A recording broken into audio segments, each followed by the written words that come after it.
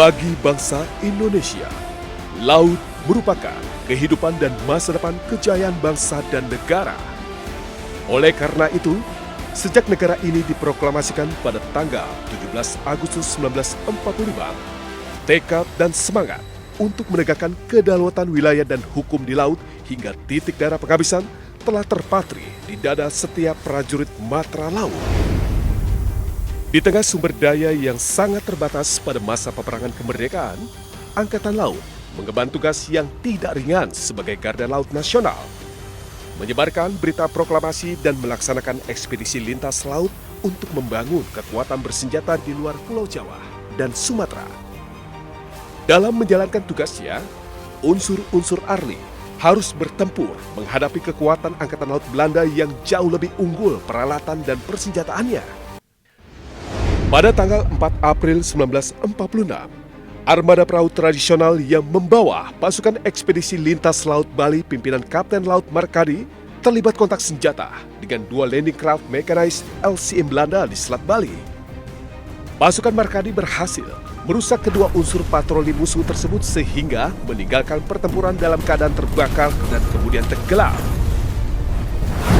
Pasukan gabungan Indonesia mendarat di pantai Bali dan berhasil menyusun kesatuan TNI setingkat resimen yang dipimpin Letnan Kolonel I Gusti Ngurah Rai.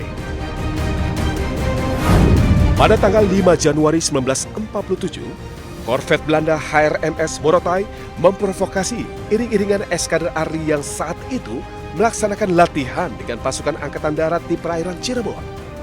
Komandan latihan merangkap Komandan RI Gajah Mada Letnan Samadikun memerintahkan semua unsur kembali ke Pelabuhan Cirebon dan mengerahkan haluan kapalnya ke arah kapal Belanda tersebut. Melalui serangkaian manuver korvet, musuh tersebut berhasil diusir keluar perairan yurisdiksi Indonesia.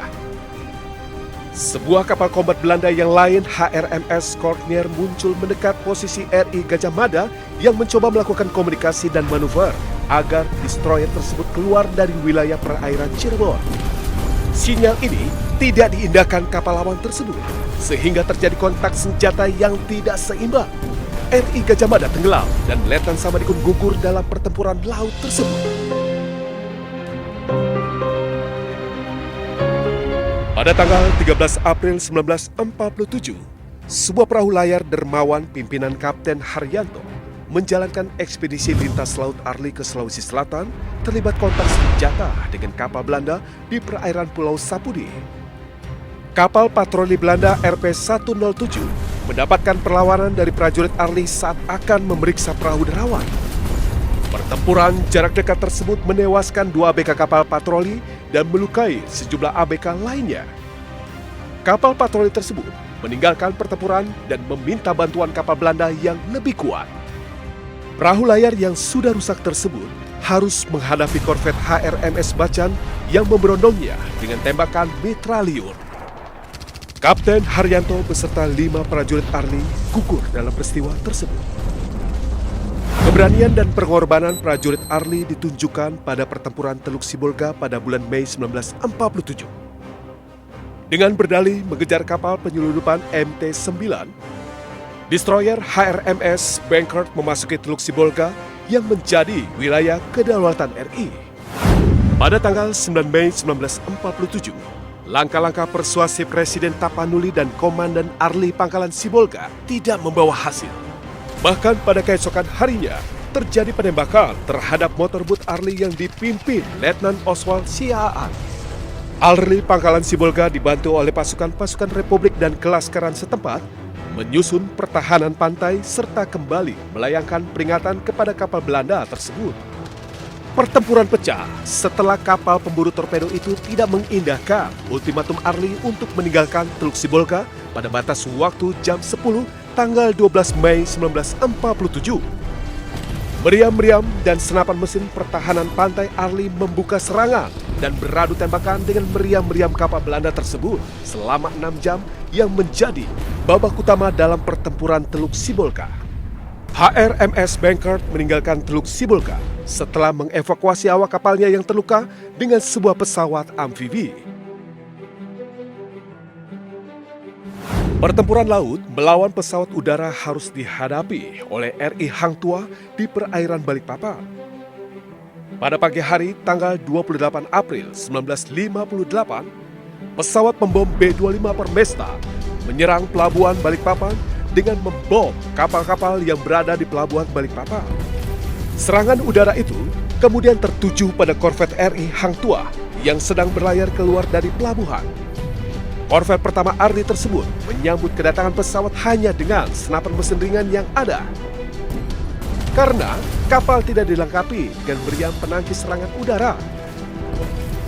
Berada di alur pelabuhan dan mesin dalam keadaan rusak, kapal tidak dapat bermanuver untuk menghindari serangan bom. Dua buah bom yang menghantam bagian cerobong asap membuat RI Hang Tuah meledak dan tenggelam. Pada tanggal 18 Mei 1958, Armada Satuan Tugas Amfibi Arleigh Amphibious Task Group 21 yang akan mendaratkan pasukan kepertahanan pasukan Permesta di Morotai diserang oleh pesawat pembom B-26 milik pemberontak di perairan Ambon. Pesawat mengincar dua kapal angkutan pasukan yang menjadi badan utama dalam satuan tugas amfibi tersebut.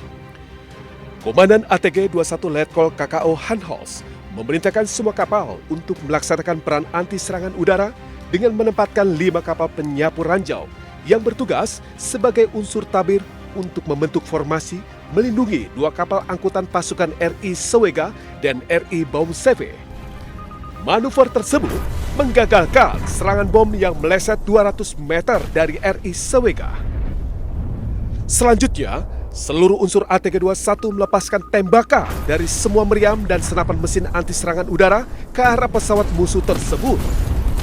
Sejumlah tembakan mengenai pesawat pembom yang dipiloti oleh Island Pop itu sehingga terbakar dan jatuh di perairan Tanjung Alang.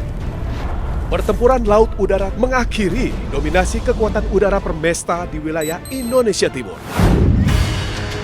Tanggal 15 Januari 1962, bersama 2 motor torpedo boot MTB, RI Macan Tutul berlayar di perairan Laut Arafuru untuk mendaratkan pasukan Angkatan Darat ke pantai Tanah Merah Irian Barat. Misi tersebut diketahui oleh Angkatan Laut Belanda yang kemudian menggerakkan destroyer HRMS Cornea, HRMS Utrecht, frigate HRMS Everson, dan pesawat patroli maritim Firely. RI Harimau dan RI Macan Kumbang diperintahkan berbalik arah sesuai dengan rencana operasi bila kehadiran diketahui musuh. Komodor Yos Sudarso yang berada di RI Macan Tutul memerintahkan kapal untuk maju, menyongsong kedatangannya kapal-kapal Belanda manuver ini untuk mengalihkan perhatian agar serangan musuh tertuju pada RI Macan Tutul. Tembak-tembakan meriam kapal Belanda mengenai anjungan kapal tersebut. RI Macan Tutul tenggelam dan Komodor Yos Sudarso gugur dalam pertempuran laut Aru tersebut. Kobarkan terus semangat pertempuran. Peristiwa pertempuran laut Aru tersebut kemudian dijadikan momentum untuk memperingati pertempuran-pertempuran laut yang pernah dihadapi oleh para prajurit TNI Angkatan Laut sebagai Hari Dharma Samudra.